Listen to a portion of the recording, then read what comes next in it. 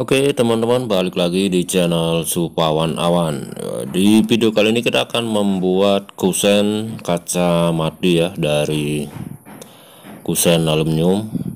Jadi profil kusen yang kita gunakan ini namanya kusen M teman-teman ya, yang kita sebut.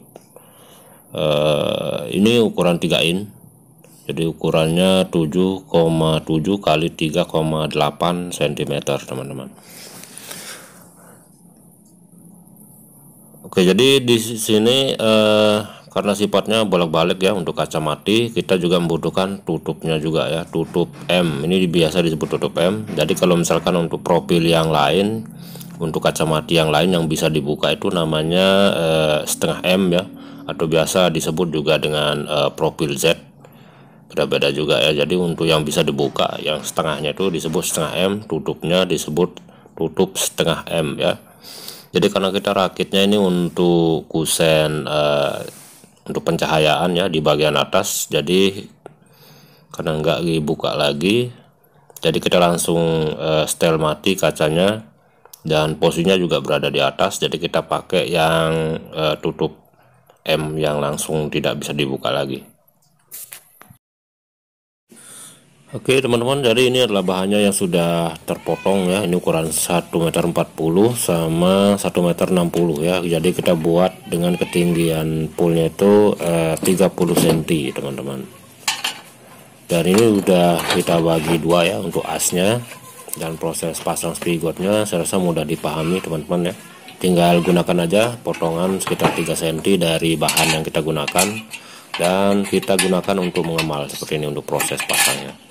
Oke, dan sekarang juga kita akan bagi tips cara pasang, cara mengebor dan pasang paku ripet ya, supaya nanti finishingnya atau setelah kita pasang paku ripetnya tuh menjadi apa ya, rapi ya di bagian tiap ujung sambungannya. Jadi teknik pasangnya juga, cara bornya juga beda teman-teman. Oke, ini dia profil bagian tengah yang sudah terpasang dengan tutupnya sekaligus. Jadi untuk dua sisinya menjadi sama teman-teman ya, di kiri kanannya. Jadi nanti ini posisi di tengah, karena kita pasang untuk kita bagi menjadi dua bagian ya, untuk kiri kanannya.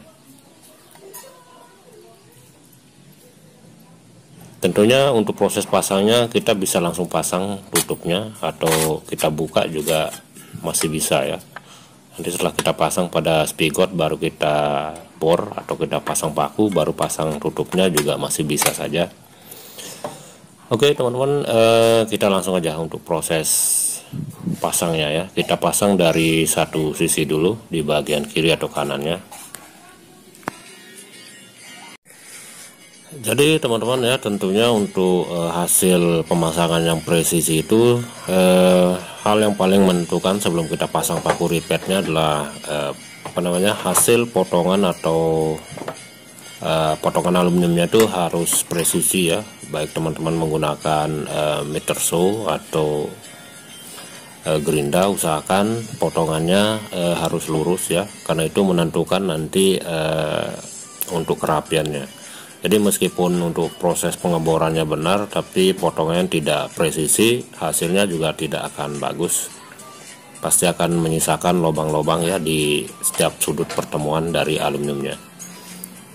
Oke, kita coba pasang dulu teman-teman. Kita lihat sebelum kita bor ya. Kita pasang sesuai rangkanya.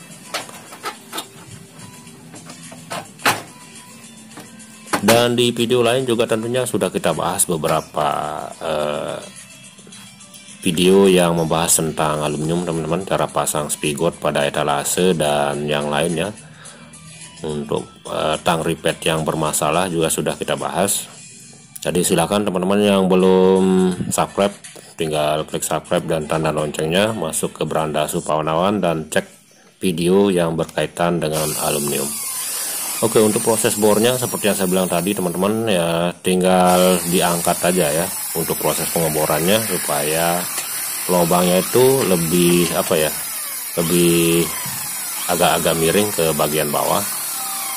Jadi sebelum tembus bagian kusen kita angkat bornya ya. Nah, tapi justru pada saat pemasangan paku nanti untuk paku ripetnya kita paksa atau kita paksa ripetnya datar ya, seperti posisi bor ini datar. Jadi nanti ketika pemasangan paku ripetnya, ketika dipaksa turun ke bawah, datar dengan kusen yang berada di bawah itu akan membuat sedikit tertarik ya ke bawah ketika proses pemasangan paku ripetnya. Jadi seperti yang saya bilang tadi, tentunya hal yang paling menentukan adalah proses potong yang presisi tentunya. Jadi percuma juga kita tahu proses pengeboran atau pemasangan paku ripet kalau potongannya juga tidak benar ya. Oke, kita lanjutkan lagi untuk pengeboran ke bagian yang lain dengan cara yang sama ya. Tapi kalau misalkan sudut yang di bagian tengah ini, meskipun kita tembak dadar nanti karena sudah terbantu dengan bagian kiri kanannya, ini masih tetap bisa rapi teman-teman ya. Jadi usahakan nanti ketika proses pengeborannya tidak bergerak kiri kanan untuk proses pengeboran pada bagian kusennya, karena itu juga nanti akan mempengaruhi kusennya. Untuk bagian pinggirnya itu rapi atau sejajar dengan kusen yang lain.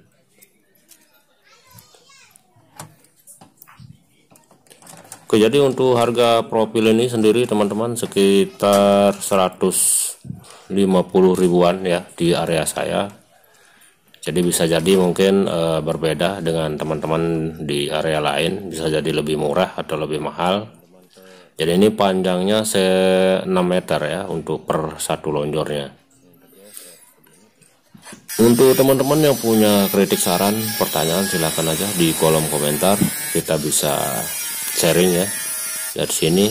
Kalau misalkan ada permasalahan lain juga silahkan, semoga saya bisa bantu nantinya. Oke, tinggal satu sisi lagi teman-teman untuk pengeborannya baru kita pasang. Dan tentunya setelah proses ini teman-teman masukkan kaca dulu ya untuk tahap akhirnya, masukkan kaca baru ditembak untuk bagian satu sisi lainnya. Jadi karena ini sifatnya tidak terbuka lagi ya, ini kusen mati, kusen kaca mati. Jadi untuk proses pasangnya kaca masuk baru kita tutup dan paku bagian atas yang belum kita tembak.